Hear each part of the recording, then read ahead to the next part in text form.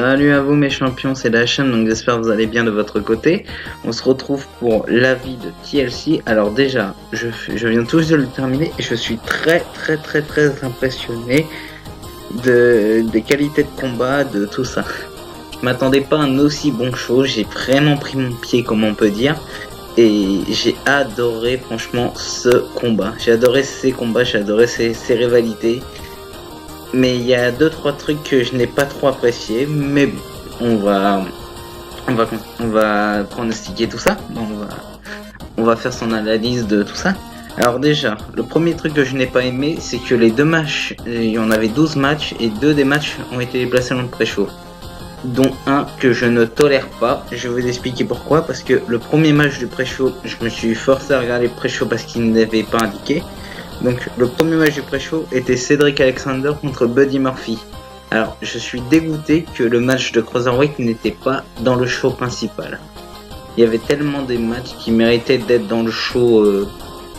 Il y avait tellement de matchs qui méritaient d'être dans le show. Mais malheureusement ils ont mis celui-là. Alors déjà, dès le début du match, on a un petit échange pour évaluer l'adversaire.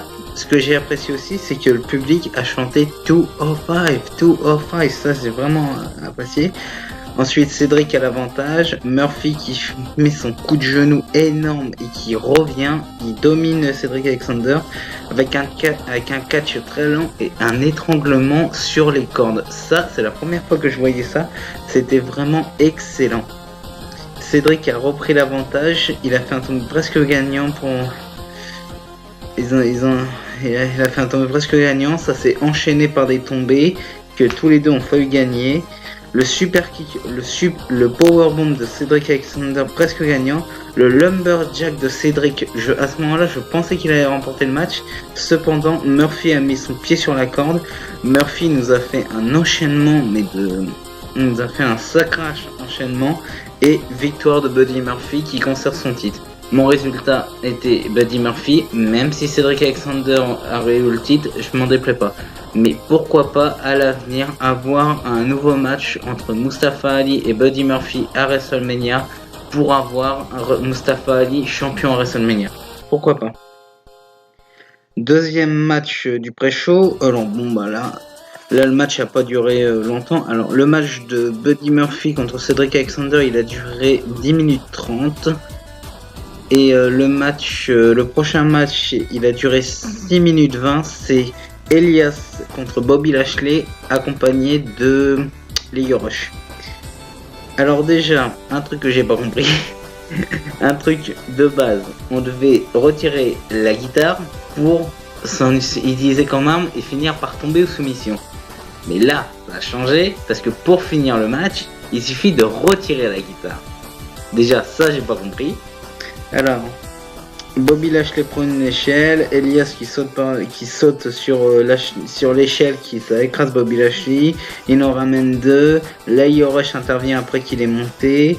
Bobby revient, Elias garde l'avantage. Et il est envoyé mais Bobby Lashley compte, il envoie Elias sur l'échelle, il y avait une échelle qui était sur le coup, il l'a envoyé. Ouais, ça j'ai bien apprécié, Bobby Lashley qui fait une souplex et après qui a une échelle dans la main et qui balance l'échelle sur Elias, ça j'ai vraiment apprécié.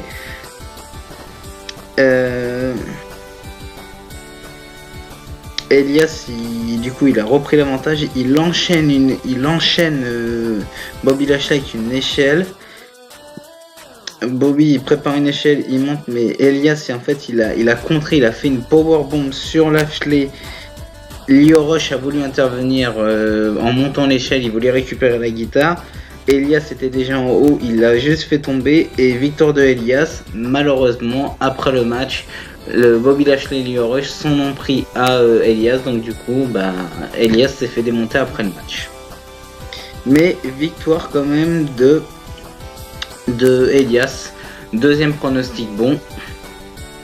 Alors ensuite, match suivant. Alors déjà, je suis content qu'ils aient mis ce match-là en premier dans le quart principal parce que je m'attendais pas à ce qu'ils mettent celui-là en premier. Mais je suis quand même content parce que tous les autres matchs valaient le coup. Alors, un premier match qui a duré 5 minutes 50, on avait R-Truth et Carmella contre Jinder Mahal et Alicia Fox. Alors, déjà, premier truc qui m'a fait rire, ce match en fait il a été rigolo parce que le truc qui m'a fait rire c'est les Singh Brothers qui dansent un dance break. Ça c'est le truc qui m'a fait le plus rire. Deuxième truc qui m'a fait rire, parce qu'après le match était pas si terrible que ça. Deuxième truc qui m'a fait rire, elle trouve qu'il essaye le chapeau de Carmella, de Alicia Fox, et ça m'a fait assez rire. Et donc à la fin du match, Jinder Mahal est envoyé à l'extérieur. R-Truth fait un espèce de saut chassé à travers les cordes, il touche Jinder Mahal et un des Singh Brothers. Carmella fait un kick sur le deuxième Singh Brother. Alicia voulait tenter de tomber, mais Carmella enchaîne avec sa prise de soumission et victoire de Truth. Je sais même plus comment ça s'appelle l'équipe, mais victoire de R-Truth et Carmella. Donc ce sera ces deux personnes qui rentreront au 30e position à leur Royal Rumble respectif, qui était la condition. Alors, match suivant. Alors, New Day contre The Bar, contre les Usos. Alors déjà, match très apprécié. J'ai vraiment apprécié ce match. C'était un bordel, mais pas possible. 12 minutes 15, il a duré le match. Dès le début du match, on a eu un bagarre générale. Et avant que le match commence, j'ai été surpris qu'ils mettent Kofi et Xavier Woods à la place de Biggie Xavier ou Kofi Biggie. Mais bon, ça change. Le fameux contre de Cesaro en mochette à l'européenne Cesaro il a fait 2 comptes, un contre Jey Uso et un contre Xavier Woods avec ses manchettes européennes. J'ai vraiment apprécié. Ah non, c'est Sheamus qui a contré Xavier Woods. Alors The Bar qui domine, ils enchaînent, ils se sont beaucoup concentrés sur les Woods. Et ils voulaient empêcher l'entrée des Usos. Ça, franchement, les Usos, ils défoncent tout. Ensuite, on a eu un gros gafouillage. L'enchaînement des Usos avec des super kicks, ils ont enchaîné tout le monde. Kofi se dégage d'un des splash. En gros, un des Usos fait le splash. Je sais plus qui c'est. Cesaro arrive, dégage le Uso et il fait le tomber, mais Kofi se dégage de ça. Alors on a eu un Giant Swing, un Sharpshooter, le DDT de Xavier Woods, Sheamus qui revient, le combo des New Day et un combo des New Day sur Sheamus. En gros c'est le Trouble Paradise et le descente de coude de Xavier Woods et de Kofi Kingston. Intervention des deux équipes. Kofi il se balance, il se sacrifie. Cesaro qui revient, il empêche Xavier Woods d'intervenir et le bro kick de Sheamus sur Xavier Woods, il était tellement violent celui-là. Et donc du coup victoire de The Bar. À mon avis, je vous ai dit les champions, à mon avis la victoire, à mon avis l'histoire entre The Bar et les Usos n'est pas terminée.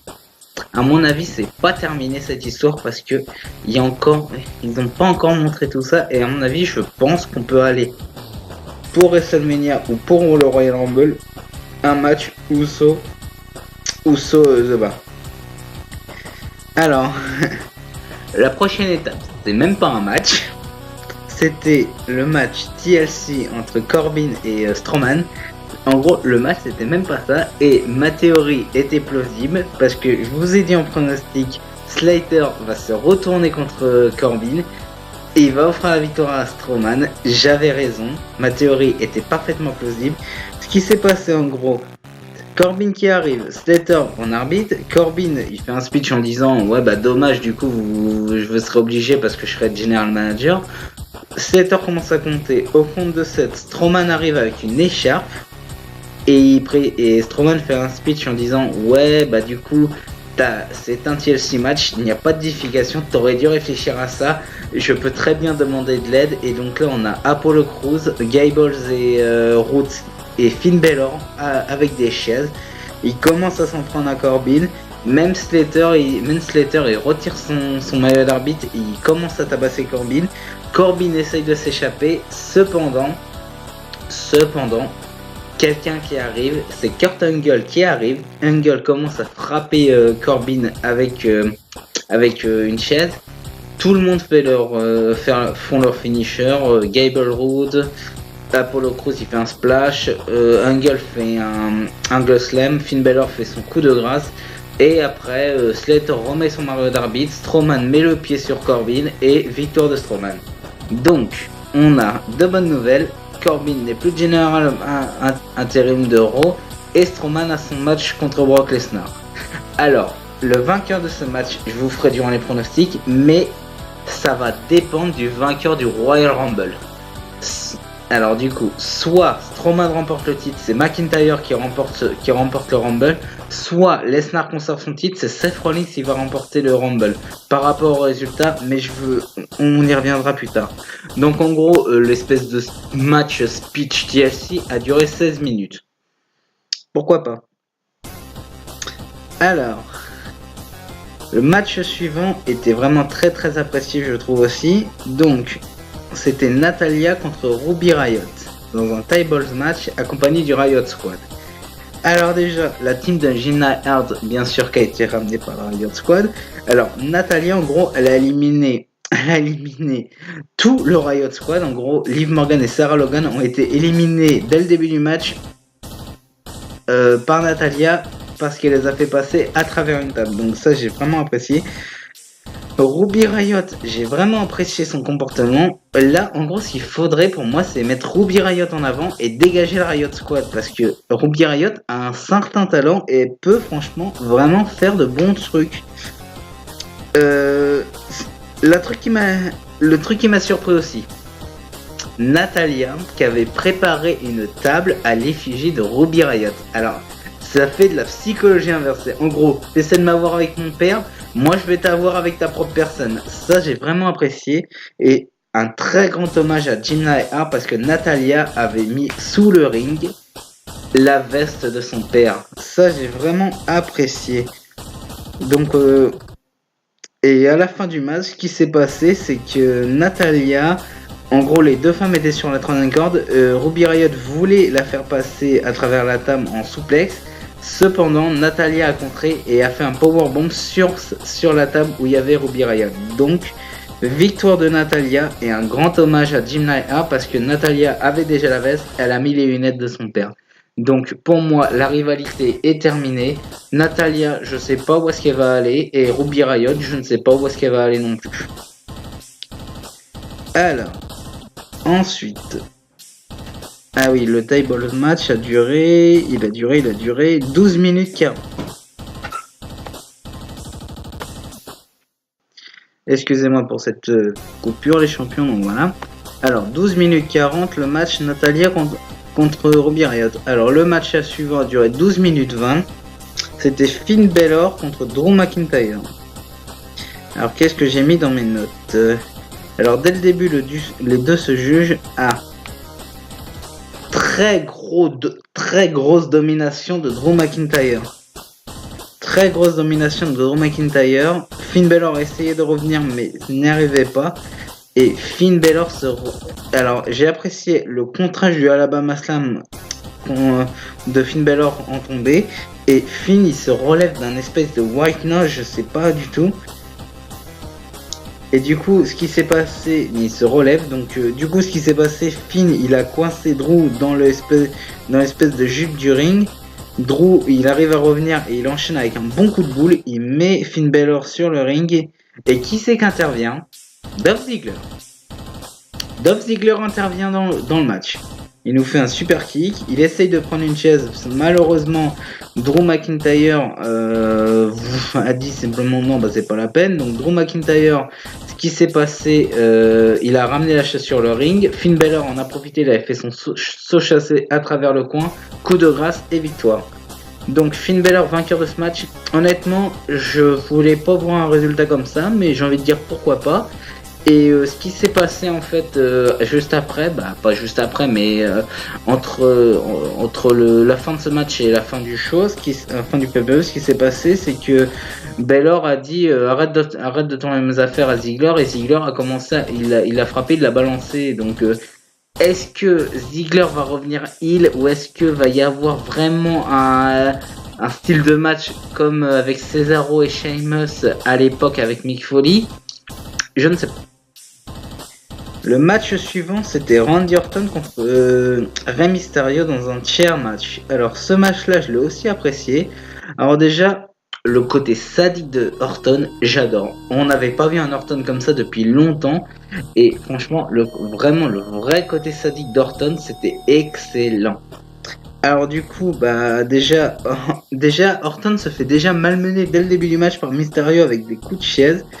Donc même Mysterio nous a fait une sorte de planche, une sorte de surf avec une chaise à l'extérieur. Ça j'ai vraiment apprécié.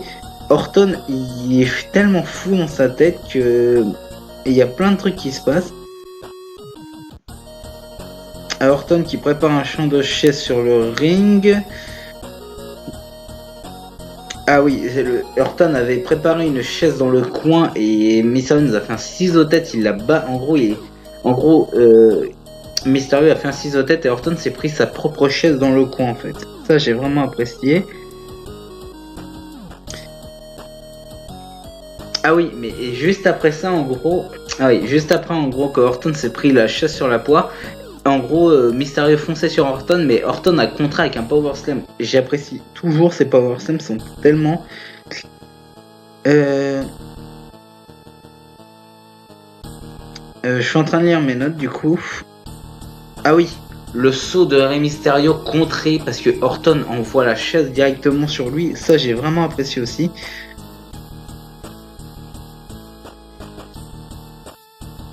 Ah oui, du coup, Orton avait contré le 6 juste après le 619. Orton a contré justement le.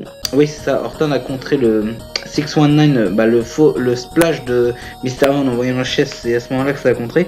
Juste après, Orton a mis 4 chaises et ça s'est fini en fait. Orton s'est fait avoir une deuxième fois. En gros 6 aux têtes, il s'est pris la chaise, Mysterio fait le tomber et victoire de Mysterio. Donc je pense pas que ce match-là cette rivalité-là est terminée. Et ce qui s'est passé, en gros, après Mysterio est sorti, donc le match a duré 11 minutes 30, plutôt une bonne durée de match. Alors match suivant, c'était Ronda Rousey contre Nia Jax avec Tamina. Alors, le match a duré à peu près 11 minutes, pas loin de 11 minutes. Donc Ronda qui enchaîne, franchement j'ai vraiment apprécié. Nia Jax a montré qu'elle était une monstre, mais Ronda s'est très bien défendue. Ronda qui nous a fait 2 crossbody, dont un contré par Nia Jax en Simon Drop. Nia Jax tombe... le crossbody de Ronda Rousey et après elle ramène Nia Jax, elle a de la puissance. Aussi, autre spot, Ronda a réussi à faire un power bomb sur Nia Jax, en portant Nia Jax à ce qui était sur les cordes. Ça j'ai vraiment apprécié. À la fin du match on a une intervention de Tamina. Et en gros, Nia a montré le point qui a brisé le visage de Becky Lynch, donc la facebreaker. Nia voulait faire son coup de poing, elle a été contrée par Ronda Rousey qui l'a mis en armbar et du coup Nia a abandonné. Donc ça j'ai vraiment très très apprécié ce match-là. Alors, donc du coup, je vais vous expliquer ce qui va se passer à la fin du pay-per-view parce que Ronda Rousey est à la fin du pay-per-view, mais je ne vous dis pas ça tout de suite. Donc, juste après le match, en gros, Becky Lynch a dit, t'as voulu me briser le visage, maintenant c'est à mon tour, et donc du coup, elle renvoie la monnaie de sa place à Nia Jax. Ensuite, ce qui s'est passé, c'était le match Daniel Bryan contre AJ Styles. Alors, dès le début, Bryan nargue un peu Edge. Edge est vraiment vénère, il enchaîne les Otemi. Et Bryan a beaucoup de catch technique durant ce match, ça ce que j'ai vraiment apprécié. Les deux qui se jaugent vraiment, ils sont à peu près au même niveau. Et Edge qui revient avec un lariat, c'était excellent ça. Edge devient fou, dans ce match il devient fou franchement, il tabasse Bryan avec une violence, avec de grands coups. Juste après, en gros, Edge s'est acharné sur le genou gauche de Bryan en lui faisant des prises. Et juste après, il lui fait le Boston Crab qui a été contré en Lebel Lock. Et juste après, Bryan fait un kick qui a été contré en poly kick. Le 450 splash de Styles sur Bryan, mais Bryan se dégage. On entend le public dire "This is awesome, this is awesome". Bryan il se prend le calf crusher, mais malheureusement il roule jusqu'à la corde. On a un phénoménal forearm de Edge à l'extérieur, juste là où il y a l'annonceuse, le titre et tout. Et du coup, on a eu un phénoménal forearm contré. Edge voulait faire le petit. Edge fait un petit paquet. Bryan contre un petit paquet et remporte le match. Donc, victoire très impressionnante. Je pense que ça va être la rivalité et franchement, ce serait très très cool. Je pense que après Edge, d'après les rumeurs, va aller vers Orton Orton va aller vers Edge et il y aura un match à WrestleMania avec les deux. Alors, l'avant-dernier match. Ah oui, du coup, le match pour le titre WWE a duré 24 minutes. L'avant-dernier match, il a duré 23 minutes. C'était Seth Rollins contre Dean Ambrose pour le Intercontinental Championship. Alors, ce match-là, en gros, il a duré 23 minutes, qui était une très très bonne durée entre les deux. Alors, dès le début, Ambrose qui joue de Rollins, Ambrose qui se fait avoir avec Rollins. Et les coups de poing d'Ambrose, ils étaient forts en fait. Je sentais que Ambrose frappait fort avec ses coups de poing. C'est droite, c'est gauche. Après, Ambrose se concentre sur le genou de Rollins. Et Rollins, il est dans les cordes et il nous fait 3 contres. Une guillotine, un coup de poing dans la face et l'espèce de descente de la cuisse. Ça, c'était excellent. Et du coup, après les deux se contre mutuellement. Rollins il enchaîne malgré son genou blessé, malgré l'état de son genou. Et il arrive toujours à assurer Rollins malgré son genou. Surtout qu'il a eu un match de TLC le lundi de la veille. Donc Ambrose arrive à faire son combo. Il y a une collision entre les deux. Le lariat d'Ambrose après que Rollins était suspendu dans les cordes, ça c'était excellent. En gros, Rollins était bloqué sur les cordes au niveau des jambes et Ambrose nous a fait un lariat. Ça c'est typique, mais ça frappe fort. Rollins fait un coup de genou, il enchaîne avec un splash contré par Ambrose. Et Ambrose veut faire son Dirty Deeds, il a été contré 2 fois. Rollins enchaîne son superplex et son Falcon Arrow. Ambrose fait. Mais juste après, en gros, il se dégage et Ambrose fait le signe du shield, du genre, ouais, on est toujours frères et tout. Rollins se laisse pas avoir, il est en furie après ça. Il veut faire son stomp, mais il se fait contrer en Dirty Deeds. Et du coup, nouveau champion. Rollins a perdu son titre, Ambrose devient nouveau champion. Ce n'était pas dans mes pronostics. Mais mine de rien, je suis quand même content. Et donc du coup, le dernier match, le match était d'une violence extrême. Le match a duré un peu moins de 25 minutes.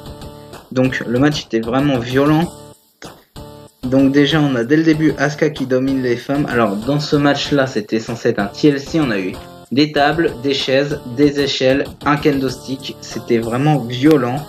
Alors en gros, les 3 se sont vraiment maravé la gueule. Alors le spear de Charlotte contré par Asuka comme à l'épisode de SmackDown, ça j'ai vraiment apprécié.